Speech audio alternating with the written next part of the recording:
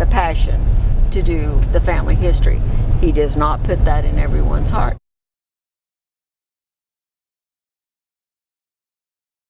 Okay. Probably. Turn left down here.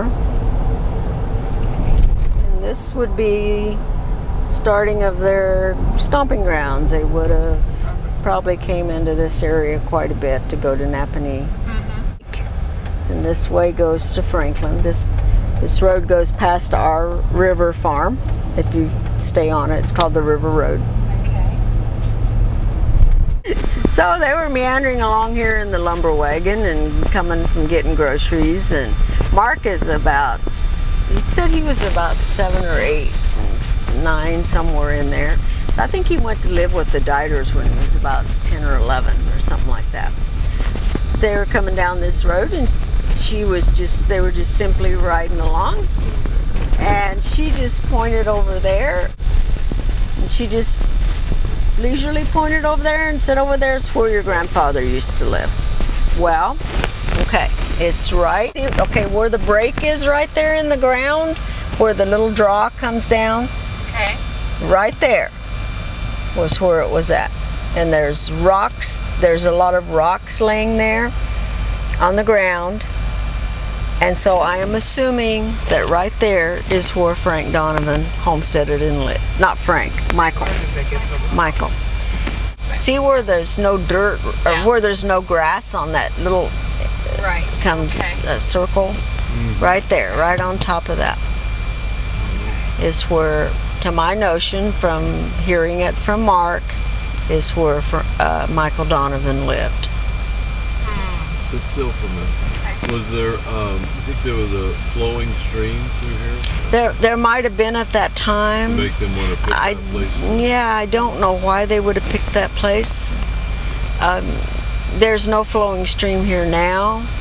Right. It would have only been runoff when it rained. So, I don't know. You come back and we'll walk up there in the fall or the spring and you can get a much better look at it. And I would like to do that. I would like to go back up there again.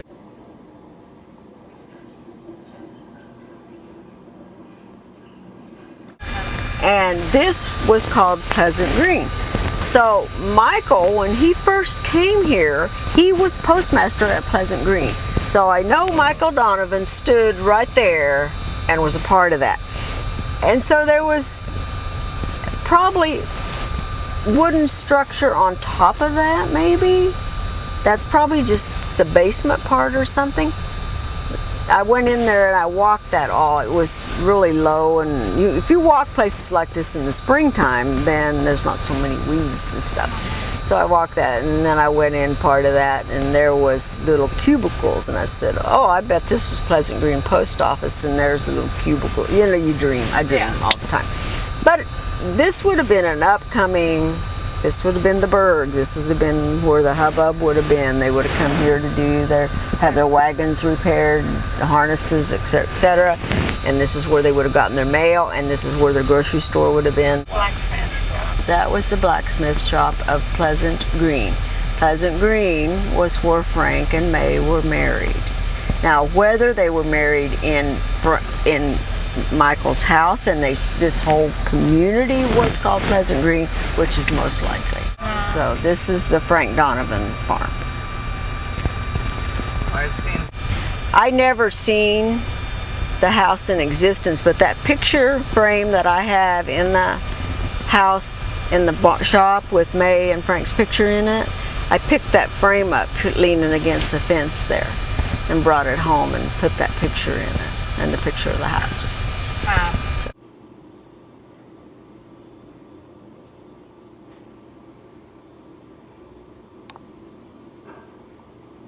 And that they put their butter and stuff in that water to keep it cool.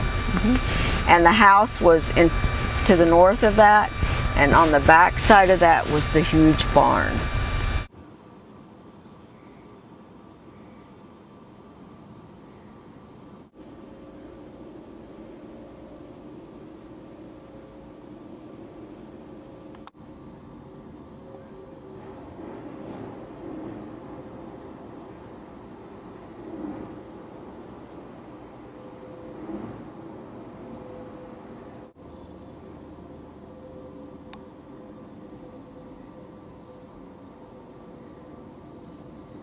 Katie inherited this and I think more.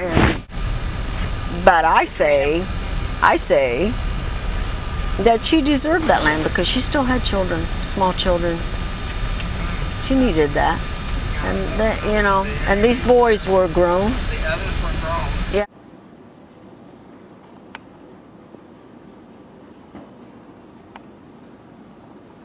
Well, Mom told me that the tar paper shack was what Francis and They built it? they built it for after they were grown. They were farming the land. That was before either one was married. Right. And they And built that's- that little, it was just a little tar paper shack. That-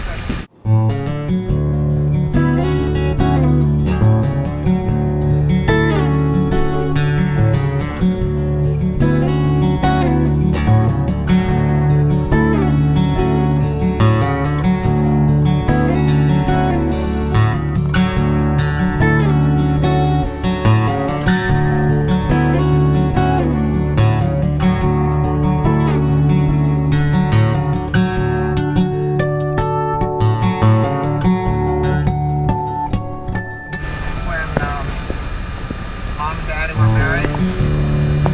They stayed, Their brothers moved they out. left, They uh-huh. lived in that until there were three of us who were born there. Okay. In 1927, 28, 1929. That's the Depression years. Lois was born in March 28, Paul was born in March 29.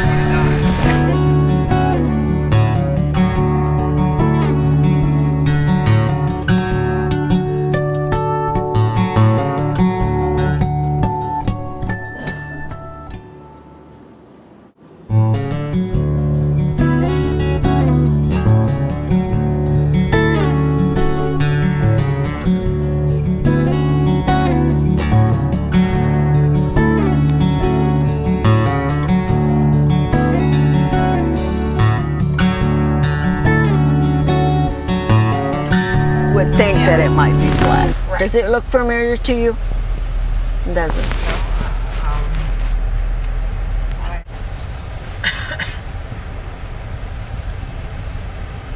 So you're looking at what they saw daily. It must have been kind of lonely. Yeah. I bet for the women. But you especially. in this area In at the that time area. that are not here now. Yeah, there was a lot of farm